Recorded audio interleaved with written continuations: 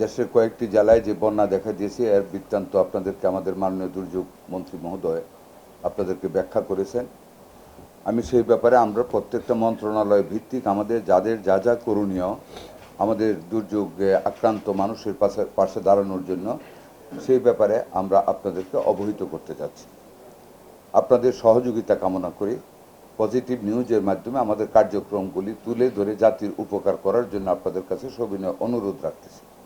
স্বাস্থ্য মন্ত্রণালয়ের পক্ষ থেকে আমরা প্রথম রাত থেকেই আমাদের মাঠ লেভেলের সমস্ত কর্মকর্তা কর্মচারীদের ছুটি বাতিল করেছি এবং তারা প্রত্যেক আনন্দের সাথে মাঠ লেভেলে থেকে ইউনিয়ন লেভেল পর্যন্ত আমাদের যারা কর্মী আছে তাদেরকে সজাগ করা হয়েছে। তারা প্রত্যেকটা মানুষের উপর দৃষ্টি রাখতেছেন। যে কোনো মানুষ যে কোনো রোগে বা সাপে কামড় সহ আক্রান্ত হলে নিকটস্থ উপজেলা সদরে চিকিৎসার ব্যবস্থা করবেন সেই নির্দেশনা প্রদান করা হয়েছে। আমরা প্রতিদিন জমে আমাদের সেই আক্রান্ত এলাকাগুলির টিএচএফ2 এবং স্বাস্থ্য কর্মকর্তা কর্মচারীদের সাথে আমরা আলাপ করতেছি। এই পর্যন্ত বন্যায় সাপে কেটেছে যেই কয়জন মানুষকে আলহামদুলিল্লাহ আমরা সাথে সাথে আমাদের উপজেলা হেলথ কমপ্লেক্সে এনে আমরা অ্যান্টিভেনম দিয়ে আমরা তাদেরকে চিকিৎসা করেছি। আমাদের একজন লোকও সাপে কামড়ে মারা যায়নি। আমরা আপনাদের জ্ঞাতার্থে জানাচ্ছি যে আমাদের নারী গর্ভবতী মা এবং শিশুদের প্রতি আমাদের গ্রাম পর্যায়ে আমাদের যারা কর্মী আছে তাদেরকে অ্যালার্ট রাখা হচ্ছে। যে কোনো মায়ের যদি প্রসূতির সময় হয় বা কোনো রকম সমস্যা দেখা দেয় তাদেরকে আমরা স্পিডবোটের মাধ্যমে, স্পিডবোট না পাইলে যে কোনো স্থানীয় নৌকা বা কিছুর মাধ্যমে আমরা উপজেলা হাসপাতালে আনার ব্যবস্থা রাখতেছি।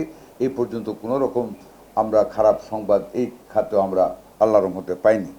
আমরা 1000 ভায়েল আমরা অ্যান্টি স্নেক ভেনম আমরা মাঠ পর্যায়ে 21,000 অ্যান্টি স্নেক ভেনম আমরা দিয়ে রেখেছি।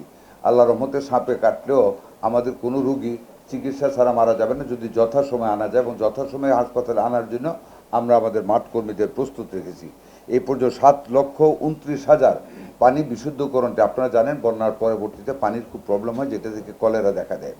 আমরা আমাদের স্বাস্থ্য মন্ত্রণালয় থেকে 7,29,000 পানি বিশুদ্ধকরণ ট্যাবলেট এরই মধ্যে দেওয়া শুরু হচ্ছে, ঘরে ঘরে আমরা দিচ্ছি।